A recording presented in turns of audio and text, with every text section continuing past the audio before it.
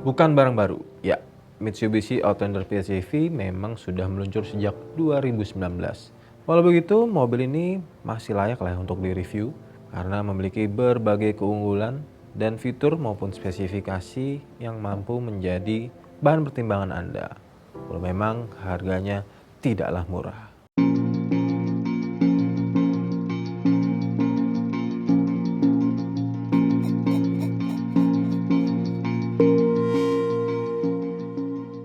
SUV yang ditenagai listrik ini memiliki dimensi yang cukup besar. Ya, bagi Anda yang tertarik, pastikan garasi yang Anda miliki cukup luas. Kalau melihat tampangnya, Mitsubishi Outlander PHEV ini sudah menganut bahasa desain Dynamic Shield. Ya, ini bahasa desain khas dari Mitsubishi yang sudah diterapkan ke berbagai model lainnya seperti Xpander, Pajero Sport, even Triton. Salah satu ciri khasnya adalah muka yang seperti tameng yang terbilang gagah lah, dengan bagian aksen hitam di tengahnya, kemudian diapit oleh aksen silver yang membentuk tanda X lah kalau dijatuhkan. Sebagai SUV, tentunya kemampuan untuk berkendara haruslah mumpuni, minimal bisa melewati semi off-road lah. Apalagi mobil ini punya penggerak all-wheel drive, artinya seluruh roda disuplai tenaga. Punya ground clearance 190 mm, ini udah cukup untuk menerjang banjir. Pasti nanti akan ada pertanyaan, apakah mobil ini bisa melewati banjir? Kita waktu itu sempat mencobanya hujan waktu itu, dan pada nyatanya mobil ini fine-fine aja sih. Bahaya konslet? Enggak sih, aman.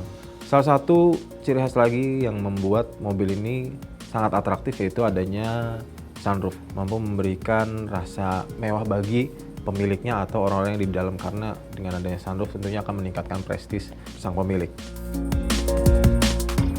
Gimana desain dari interior? Bisa dibilang nggak terlalu mewah-mewah banget. Di tengah tempat tuas transmisinya itu atau bridge-nya itu di antara penumpang depan dengan driver itu terbilang cukup besar dan dipenuhi berbagai tombol tentunya. Di bridge-nya sendiri itu ada tuas transmisi yang bentuknya ergonomis sebenarnya. Untuk digenggam itu pas banget. Jadi seperti joystick jatuhnya. Dan pengoperasiannya pun terbilang mudah. Dengan dibungkus material kulit joknya, tentunya akan memberikan aksen yang cukup mewah. Kemudian di dashboard sudah ada panel instrumen yang kombinasi antara digital dengan analog. Berbagai macam informasi ditampilkan di situ dan itu sangat informatif lah. Di dashboardnya sendiri tertanam head unit yang ukurannya nggak besar-besar banget. Untuk konektivitas dengan smartphone pun sudah mumpuni gitu. Dan yang pastinya secara desain ini perpaduan dashboardnya, kemudian ada pengaturan AC secara digital walaupun masih pakai knob juga, ada knob. Ini terlihat pas dan compact karena nggak terlalu banyak tombol-tombol.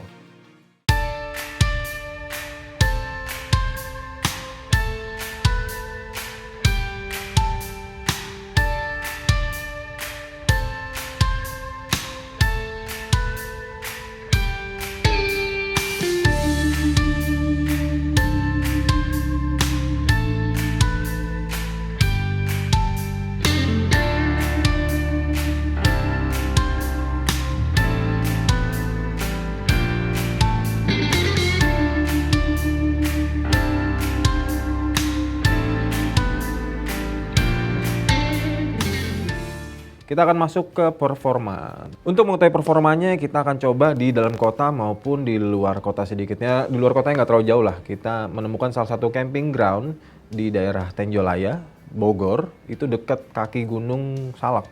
Saya ditemani salah satu video editor, Mas Pras, yang ya walaupun saya bilangnya ke dia, ayo temenin camping, kita di sana nanti mancing. Pada nyatanya di sana nggak ada tempat pemancingan sama sekali.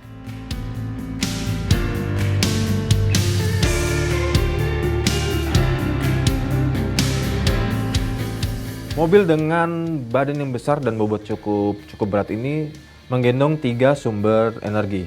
Yang pertama, mesin konvensional berkode 4B12 DOHC MIVEC atau Mitsubishi Innovative Valve Timing Electronic Control System. Tentunya mobil ini punya efisiensi yang cukup baik dengan kapasitas 2,4 liter, 4 silinder yang mampu menghasilkan tenaga maksimum 128 PS di putaran 4.500 RPM dan torsi 199 Newton pada 4.500 RPM. Tapi jangan salah, mesin konvensional ini berfungsi sebagai genset atau generator yang mengisi daya baterai yang tertanam di dalam mobil. Nah, barulah energi yang dari baterai ini disalurkan ke dua motor listrik yang ada di dalam mobil, pertama di depan dan di belakang. Masing-masing motor listrik ini akan menyalurkan tenaga ke setiap segmennya. Motor listrik depan tentunya untuk ban depan, motor listrik belakang tentunya untuk ban belakang. Untuk yang depan, motor listriknya menghasilkan tenaga 82 PS di 5.500 sampai 6.000 RPM.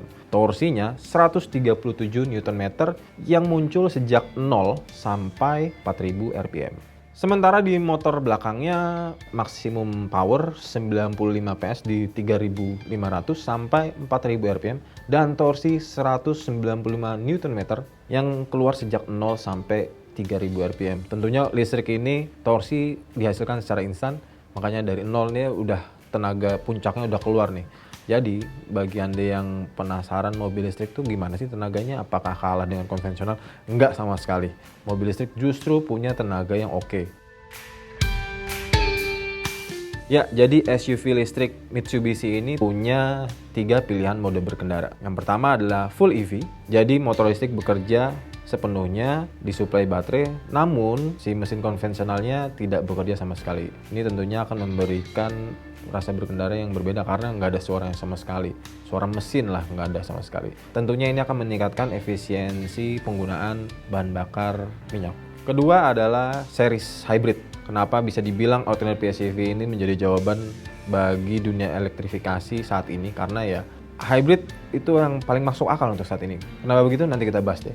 Untuk series hybrid sendiri itu akan mengaktifkan si mesin konvensional. Mesin konvensional akan menyala tapi hanya berfungsi mengisi daya ke baterai yang kemudian tenaga itu diserap oleh motor listrik untuk memutar roda. Biasanya ini terjadi saat baterai sudah low nih, atau kita mengaktifkan fitur save. Menyeting kapasitas baterai akan tertahan di persentase tertentu. Saat dia berkurang, mesin konvensional akan aktif kemudian mengisinya dan dia akan mempertahankan di level tersebut. Yang ketiga adalah parallel hybrid. Ini mesin konvensionalnya akan aktif dan bertindak juga sebagai pemberi tenaga ke roda. Jadi artinya roda akan disuplai dua tenaga, yaitu dari motor listrik dan satu mesin konvensional. Biasanya mode ini akan berjalan ketika pedal gas diinjak secara tiba-tiba dan dalam banget. Artinya si mobil akan mengetahui bahwa kita butuh tenaga tambahan nih. Kedua, saat mobil mencapai kecepatan tertentu. Kalau nggak salah 100 ke atas, dia mesin akan nyala. Artinya kita pengen adanya performa yang lebih maksimal dibanding saat menggunakan EV TOO atau series hybrid. Dan ini semua tentunya memiliki efisiensi yang terbilang sangat hemat. Urusan performa sebenarnya ada yang cukup menarik lagi bagi alternatif PHEV, yaitu regenerative braking.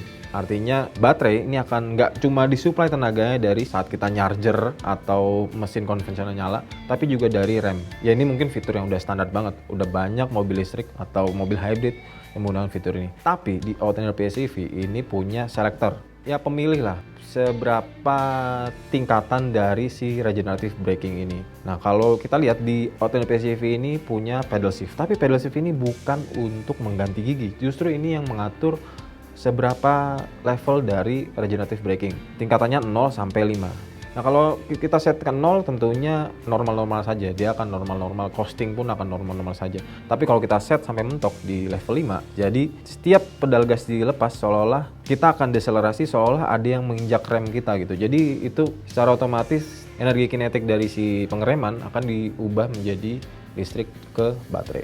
Nah ini tentunya akan meningkatkan daya jelajah, apalagi bagi Anda yang senang berjalan jauh lah, touring-touring mobil gitu. Ini oke banget, apalagi ngajak keluarga ya seperti saya ini bersama Mas Pras ke Tenjolaya untuk camping.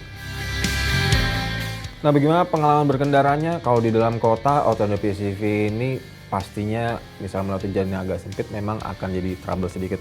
Tapi itu nggak masalah karena posisi duduknya yang terbilang cukup tinggi, visibilitasnya oke. Dan pengendalian pun terbilang presisi antara kemudi dengan rodanya.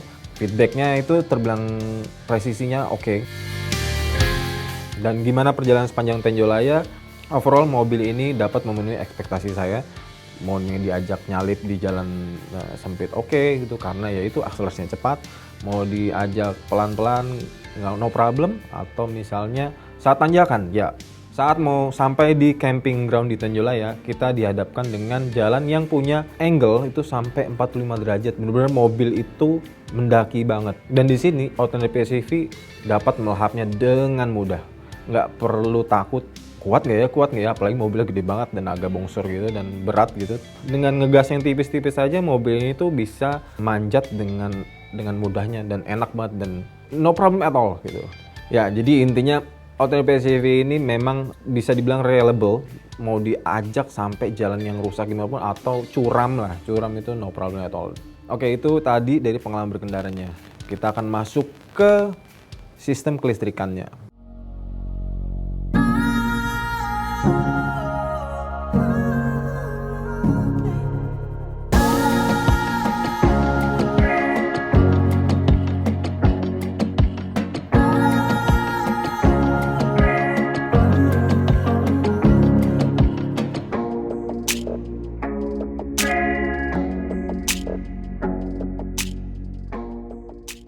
Outlander PHEV ini punya keunikan tersendiri yang mungkin bagi beberapa pabrikan itu belum diterapkan banget ya. Yaitu mobil ini bisa menjadi genset bagi rumah Anda atau Anda butuh listrik di mana lagi di jalan butuh listrik. Bukan cuma buat nyarger handphone, tapi misalnya kayak ini nih, kita lagi camping di Tanjolaya, kita butuh penerangan. Bahkan lampu untuk syuting pun kita supply, kita ambil tenaganya dari si Outlander PHEV ini. Di area bagasi, Outlander PHEV ini punya colokan model Type F yang kita punya di rumah itu. Dan itu bisa dinyalakan dengan tombol di depan. Dia punya output 1500 watt. Artinya berbagai perkakas elektronik bisa dicolok ke situ.